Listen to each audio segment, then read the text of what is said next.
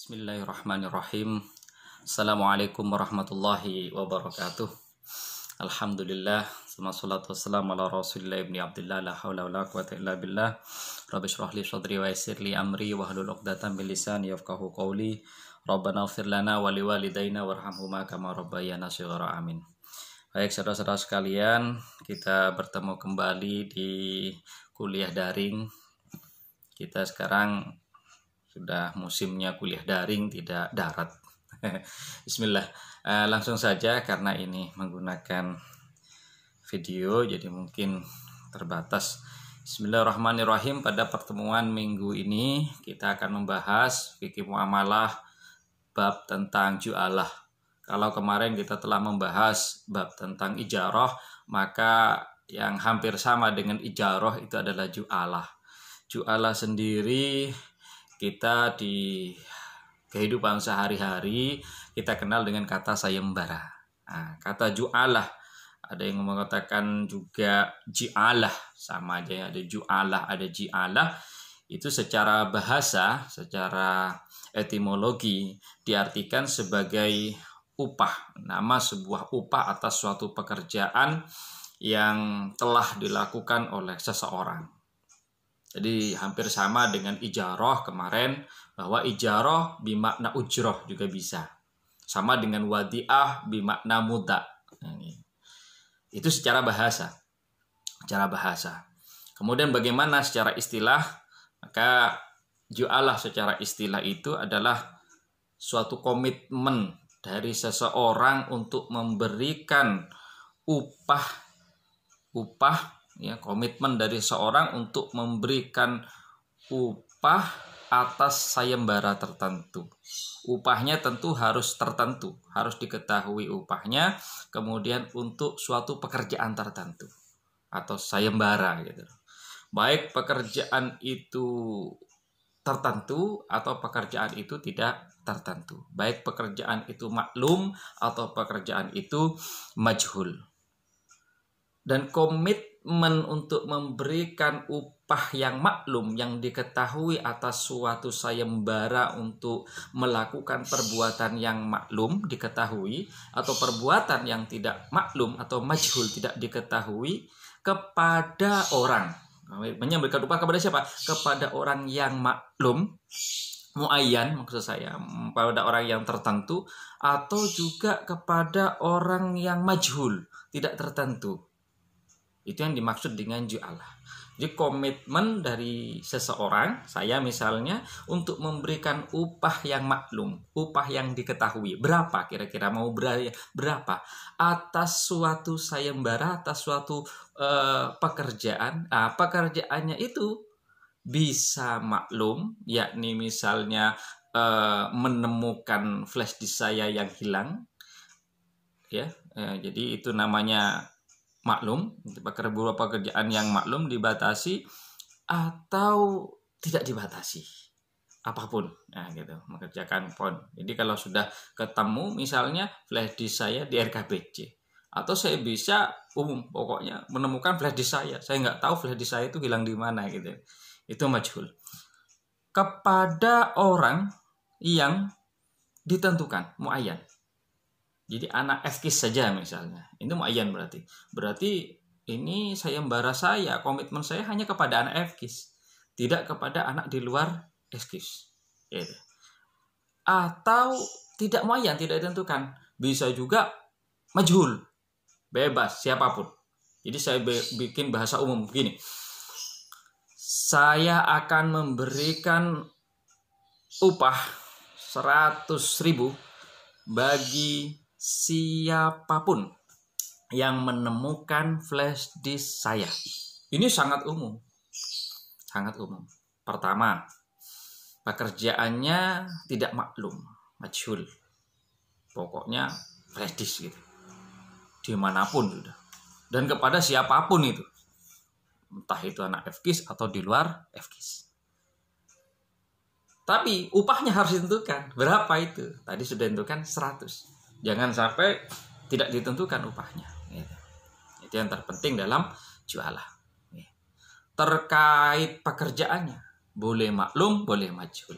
terkait orang yang akan bekerja nanti, boleh muayyan tertentu, anak FK saja, atau majhul, atau siapa saja, boleh. Oke. Itu definisi. Lalu hikmahnya, ada praktek, ada transaksi jualah dan dibenarkan di dalam hukum Islam. Hikmahnya apa?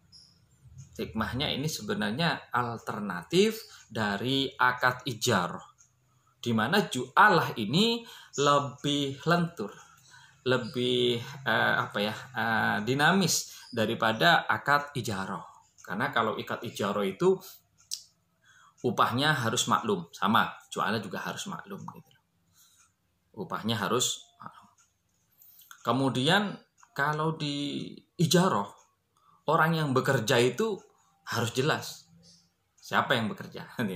Tapi kalau jualah siapapun. Nah, ini bisa tertentu muayyan atau juga majhul. Ya. Gitu. Kemudian di dalam jualah tidak disyaratkan harus ada bahasa verbalnya. Begitu saya menyatakan seperti tadi, siapapun sudah langsung bergerak.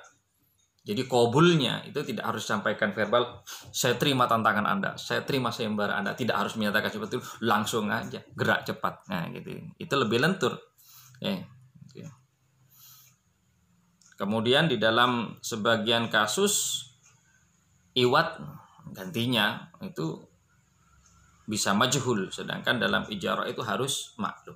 Tadi kalau saya katakan bahwa ijarahnya itu harus tertentu, maka pada jualah itu bisa lebih luas, bisa lebih dinamis. Maksudnya nanti begini, karena dia bersifat jaiz, tidak lazim seperti halnya ijarah. Misalnya saya tadi bilang 100, kemudian belum ada yang menemukan, akhirnya saya turunkan menjadi 50, itu tidak masalah. Tidak masalah, karena itu jaiz. Lalu dasarnya apa ijarah itu? Dasarnya adalah firman Allah dalam Al-Quran, surah Yusuf ayat 72. A'udzubillahi minasyaitonirrajim. Bismillahirrahmanirrahim. Qalu nafqidu su'al malikih waliman ja'a bihi himlu ba'iri wa ana bihi za'im. Artinya apa? Para penyeru itu berkata, kami kehilangan piala raja, dan siapa yang dapat mengembalikannya, dan siapa yang dapat mengembalikannya akan memperoleh bahan makanan seberat beban unta, dan aku menjamin terhadapnya. Ini kisahnya Nabi Yusuf ini. Itu tidak cerita Nabi Yusufnya, tapi suatu saat ketika Nabi Yusuf sudah menjadi raja, berkuasa, kemudian keluarganya, saudara-saudaranya yang dulu jahat sama Nabi Yusuf itu datang ke sana. Kemudian suatu ketika ada kejadian, yaitu piala rajanya hilang gitu. Maka yang bertanggung jawab di situ akhirnya memberikan sayembara. Siapa yang bisa menemukan itu, gitu ya? Siapa yang bisa menemukan itu, saya kasih bahan makanan, bahan pokok seberat unta. Seberat beban unta. Nah itu, dan saya akan menanggungnya gitu. Karena mereka bertanggung jawab untuk itu. Dan endingnya ya keluarga Nabi Yusuf kembali lagi nanti. Tapi kita nggak cerita Nabi Yusuf, tapi kita fokus kepada ayat itu. Waliman ja'a bihi, siapa yang bisa menemukan itu, piala raja itu, ya maka upahnya adalah himlu ba'irin, makanan seberat, bahan seberat unta. Itu dasar hukum dari jualah. Quran surah Yusuf ayat 72. Di dalam hadis juga ada sebuah hadis yang diriwayatkan oleh Abu Sa'id Al-Khudri, di mana suatu ketika ada kelompok sahabat dalam suatu perjalanan dan mencapai dalam suatu suku, suatu kawasan, di mana mereka sempat kemalaman dan tentunya mereka semua kelaparan. Akhirnya mencoba baik-baik bertanya kepada warga sekitar di situ, menanyakan di suku itu, adakah makanan untuk kami? Mereka mengatakan tidak ada. Baiklah, akhirnya mereka tidak bermalam dan juga tidak makan-makan di sana, berjalan terus sampai menemukan suatu lembah jurang situ untuk yang aman untuk istirahat. Mereka istirahat. Tidak lama kemudian kepala suku warga tadi yang dilewati, yang sempat kemalaman di sana dan meminta makanan juga nggak dikasih, ternyata itu sakit karena disengat, digigit, dipatok kalajengking. Gawat, darurat, akhirnya tidak bisa yang menyembuhkan. Akhirnya beberapa orang dari mereka itu mencoba mendatangi para sahabat yang sedang istirahat beberapa kilometer jarak dari tadi itu istirahat karena nggak diterima. Kemudian bertanya, siapa di antara kalian yang bisa menyembuhkan kepala suku kami yang lagi sakit, maka akan kami kasih makanan. Nah, kemudian para sahabat tidak begitu sajalah, tadi kami mau bermalam dan juga mencoba untuk berbagi makanan, tidak dikasih, sekarang malah begini, gini aja, beraninya berapa gitu kan. Hanya tawar menawar, akhirnya berani 30 ekor kambing. Siap. Akhirnya sahabat yang bernama Abu Sa'id Al-Khudri ini siap. Akhirnya mendatangi kepala suku yang sakit, dan di benaknya itu yang teringat adalah bahwa surah Al-Fatihah adalah obat bagi segala penyakit. Kemudian beliau dengan membaca Fatihah menyembuhkan penyakit kepala suku itu, dan alhamdulillah ternyata sembuh. Wah, senang semua. Alhamdulillah, kepala suku senang, semua senang, warga di sana kemudian memberikanlah hadiahnya itu, di upahnya tadi 30 ekor kambing, yang 30 ekor kambing kemudian menjadi makanan bagi sahabat yang sempat kemalaman dan kelaparan tadi. Tapi kemudian para sahabat menjadi resah. Ini gimana ini kalau ketemu Rasulullah ini, tindakan kita ini? Udahlah, kita nanti tanyakan Rasulullah. Begitu sampai di hadapan Rasulullah, perjalanan sampai, mereka menyampaikan kejadian itu, dan Rasulullah sempat tertawa, tersenyum ya. Senyum, wah, iksimu wa idribu li sahman, katanya Rasulullah. Bagi dong gitu, kalau bahasa milenialnya sekarang, bagi dong. Tapi ya Rasulullah nggak serius minta bagi begitu, enggak, cuman guyonan. Itu mengindikasikan bahwa Rasulullah menyetujui hal itu, tidak masalah dengan membaca Fatihah kemudian bisa menyembuhkan, kemudian mendapat itu, tidak ada masalah. Nah, dari hadis itu maka semacam sayembara atau komitmen untuk memberikan 30 ekor kambing untuk suatu pekerjaan yang menyembuhkan. Yang menyembuhkan juga itu istilahnya itu majhul ya, bisa atau tidak itu kan tidak tertentu juga ya, nggak masalah itu membuktikan di situ.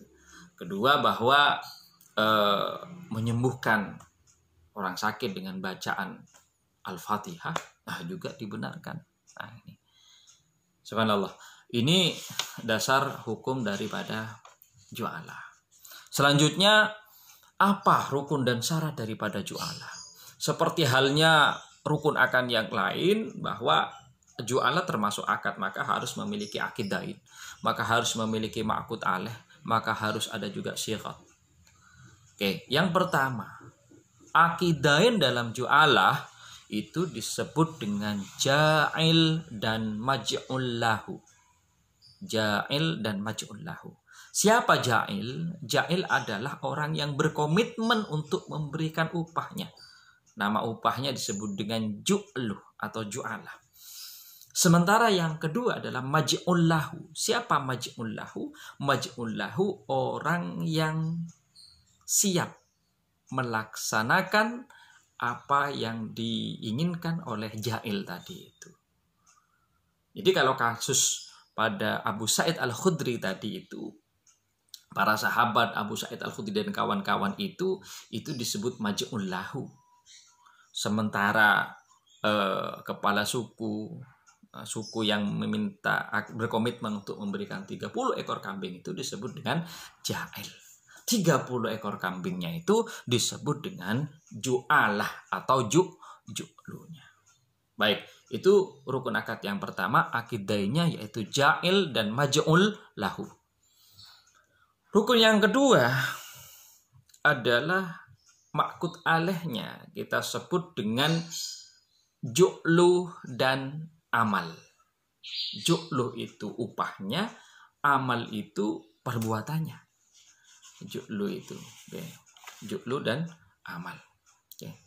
Ju'lu itu apa? Ju'lu itu upahnya. Tadi kalau kasus pada hadis itu ju'lu itu ya 30 ekor kambing itu.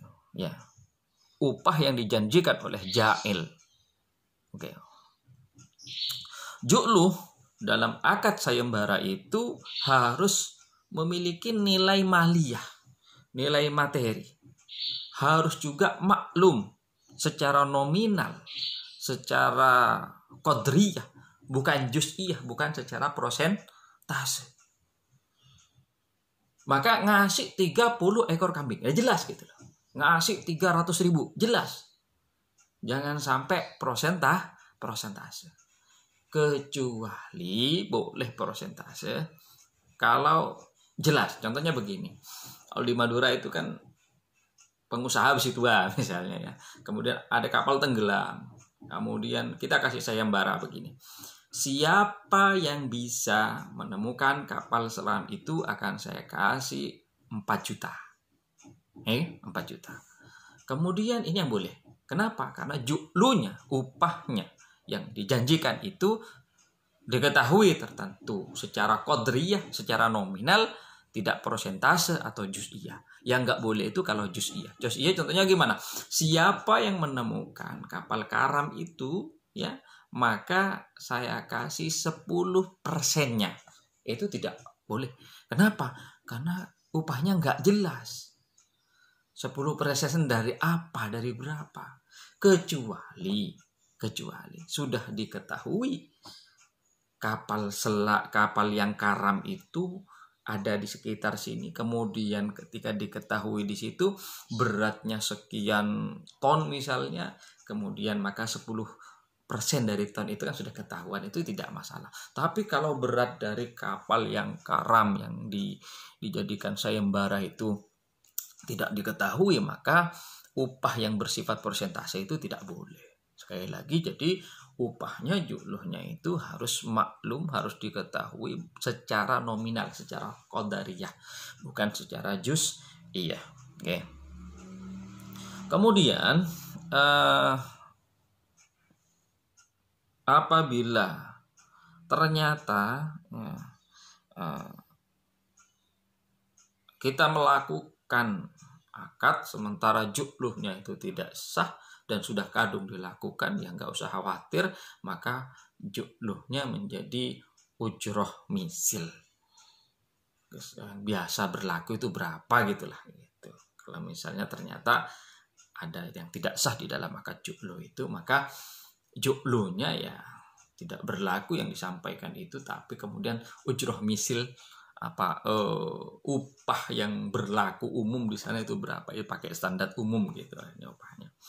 Kemudian ma'qud alaih selain ju'lu di situ ada amal. Apa yang dimaksud amal di situ? Ada pekerjaan yang disembahirakan.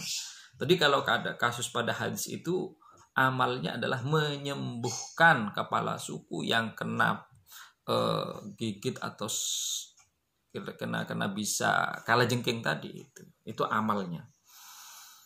Dan amalnya itu juga ada syaratnya. Amalnya itu ada syaratnya. Apa syaratnya? Syaratnya itu harus mengandung, harus memiliki nilai kulfah, nilai kejeripayah. Jadi bukan pekerjaan yang terlalu enteng lah. Jadi ada nilai upaya, ada usaha yang berat di situ. Kemudian amalnya atau pekerjaannya itu tadi yang disayembarakan itu bukan hal yang merupakan kewajiban bagi si maj'ul lahu. Repot nanti. Misalnya ada seseorang pinjam laptop ke saya. waktunya ngembalikan, dia nggak ngembalikan. Terus kemudian saya bilang, siapa yang bisa mengembalikan atau menemukan laptop saya kasih uang 200.000. Lah kemudian yang jawab ternyata yang pinjam ngembalikan ke saya, nggak boleh. Karena orang yang pinjam itu sudah punya amanah untuk mengembalikan pinjamannya kepada saya. Bukan kemudian dia mengembalikan dan kemudian mendapat ujub dari saya. Bukan. Oke. Atau saya ke masjid kemudian sandal saya digosok orang-orang. Diambil. Digosok. Lah orang yang gosok saya itu kan wajib mengembalikan gosok saya. Karena saya kehilangan sandal, saya bilang, siapa yang bisa menemukan sandal saya kasih 100.000. Lah senang orang yang gosip jadi. Kalau begitu, kemudian dia mengembalikan, kemudian dapat, jangan. Orang lain maksudnya. Jadi jangan sampai amal itu merupakan kewajiban bagi si maj'ul lahu tadi. Kemudian yang ketiga, terakhir, rukunnya adalah syighot. Formulasi akad, syighot akad. Syighot akad ju'alah. Ini wajib ada ini. Sebagai bentuk kesepakatan atau kerelaannya. Sekalipun syighot ini yang wajib disampaikan dari pihak jail secara nyata, jelas, tapi tidak harus dinyatakan secara verbal, nyata lisan oleh siapa tadi? Oleh maj'ul lahu. Maj'ul lahu itu cukup, tidak harus ya saya terima sayembaranya, tidak harus begitu, tapi cukup berlangsung, langsung tindakan bil fi'li, langsung tindakan. Yang namanya itu qabul fi'lan. Ada qabul qaulan, saya terima sayembaranya, itu bisa seperti itu, tapi tidak harus. Tapi qabul fi'lan bisa. Qabul fi'lan itu ya begitu ada mengatakan, siapa yang bisa menemukan sandal saya, tadi saya sholat, sandal saya ini hilang, ini kemana ini, siapa yang bisa menemukan 100.000. Nah itu nggak usah, ya saya mau cari, nggak usah, langsung cari aja langsung qabul fi'lan. Nah itu untuk rukun dan syaratnya. Saya ulang, jadi rukunnya satu, akidainya adalah ja'il dan maj'ul lahu, ma'qud alaihnya adalah ju'lu dan amal, kemudian yang terakhir adalah syighatul akad. Baik. Kemudian selanjutnya yang perlu diketahui juga bahwa ju'alah ini adalah bentuk dinamis dari ijarah. Kalau ijarah itu akad yang lazim, tidak boleh dibatalkan sepihak oleh masing-masing pihak yang mengadakan ijarah, maka ju'alah ini lebih dinamis. Lebih dinamis maksudnya dia bersifat jaiz. Bersifat jaiz maksudnya tidak mengikat. Tidak mengikat maksudnya para pihak boleh membatalkan secara sepihak. Misalnya, saya mensayembarakan siapa yang menemukan sandal saya yang hilang di masjid. Kemudian saya menggagalkan, tidak masalah. Atau saya mengatakan begitu, kemudian Anda langsung cari, setelah Anda cari capek, kemudian Anda tidak menemukan, bro, nyerah, saya nggak ngelanjutin, terserah sudah. Oke. Tapi kalau saya mengatakan siapa yang menemukan sandal saya yang hilang di masjid ini, saya kasih 100.000. Kemudian saya tahu ada orang yang ada orang yang mencari, sudah gerak begitu, kemudian saya batalkan mendadak begitu, nggak boleh, karena sudah saya tahu ada orang itu lagi serius nyari, lagi melakukan. Maka kalau terpaksa saya batalkan, maka orang itu tidak mendapatkan ju'lu, tapi menurut sebagian ulama mendapatkan ujrah misil. Oke. Kalau sudah tahu jelas-jelas di depan kita itu ada orang-orang yang sudah melaksanakan ju'alah kita. Tapi kalau kita tidak tahu ya nggak apa-apa. Ya, seperti itu. Oh ya, terkait dengan maj'ul lahu. Maj'ul lahu itu orang yang menerima sayembara, bukan yang memberikan sayembara. Itu saya katakan tadi, boleh muayyan, boleh majhul. Tapi sejatinya kalau menurut Al-Quran tadi itu, di Al-Quran itu dalam surat Yusuf itu umum. Jadi sebenarnya majhul tidak apa-apa. Makanya lebih dinamis daripada akad ijarah. Kalau akad ijarah jelas, ayo kamu saya upah 100.000 untuk mencari sandal saya. Itu ijarah. Tapi kalau kalau ju'alah, siapa yang bisa menemukan mengembalikan sandal saya kasih upah 100.000. Itu beda.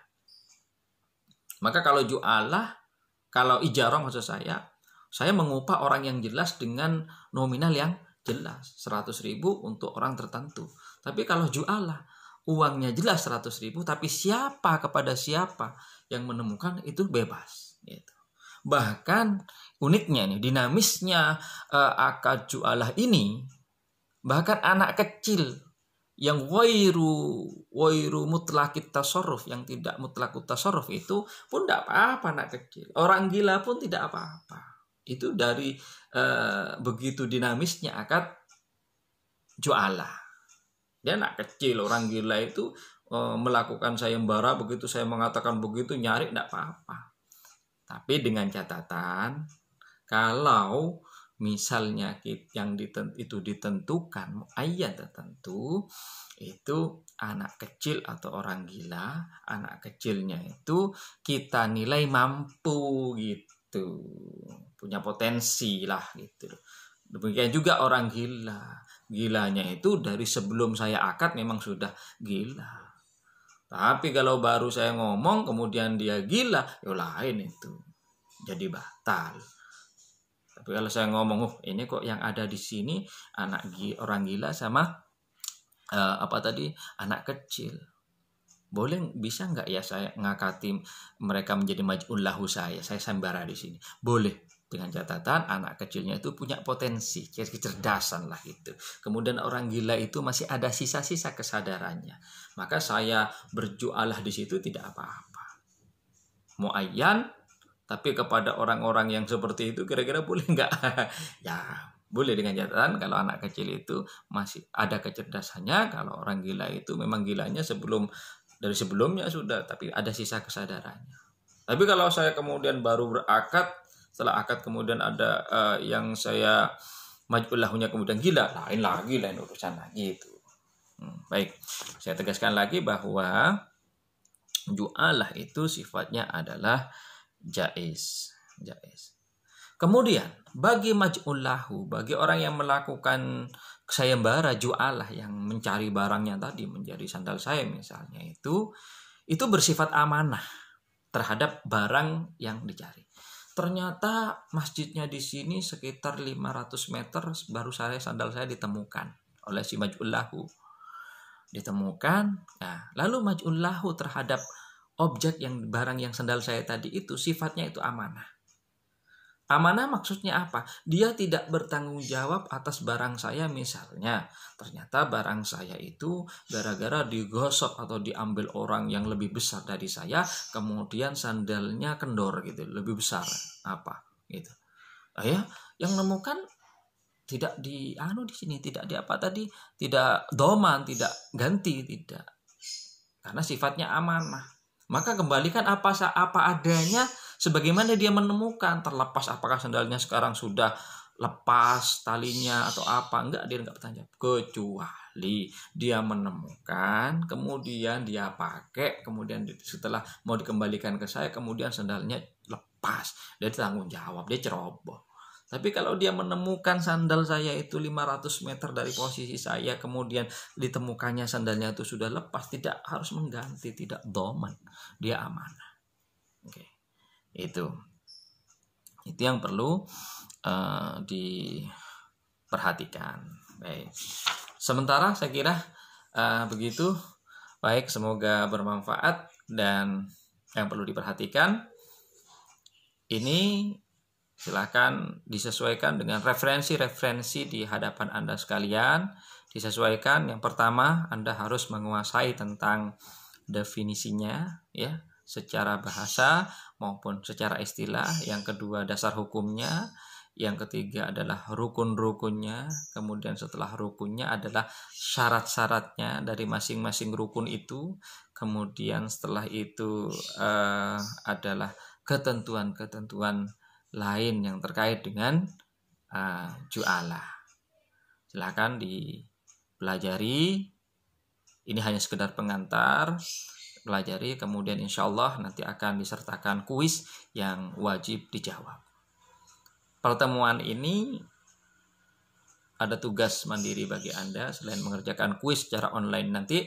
Ada yang harus Anda kuasai, yaitu perbedaan antara akad ijarah dan akad jualah.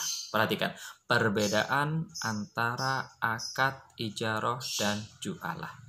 Saya kira demikian ya. Selamat belajar, semoga tetap semangat dan sehat.